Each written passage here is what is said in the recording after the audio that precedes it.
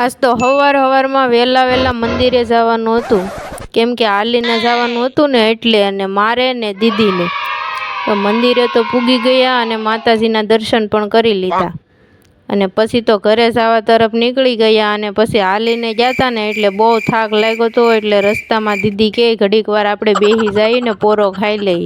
તો દ્રષ્ટિએ મને સાંજે જ કીધું હતું કે મમ્મી તું મારા માટે સમોસા લેતી આવજે. અને મંદિરે ગઈને તયુની ઉંદરને હું જગાડીને ગઈ હતી, પણ હજી તોય જાયગાની પાછા સૂઈ ગયા. અને જાગીને મને કહે કે મારે અત્યારમાં ઢેફલી ખાવી છે, તું મને અત્યારમાં બનાવી દે. અને અમારે બપોરે આજ તો ભીંડાનું શાક બનાવવાનું હતું, એટલે ભીંડાનું શાક બનાવવાનું હતું એટલે છે ને છાશવાળું બનાવવાનું હતું, એટલે પહેલાં તો મારે છાશ બનાવવી પડશે. પછી તો છાશ બનાવી અને હારે રોટલા પણ બનાવી નાખ્યા. Like share subscribe, bye bye.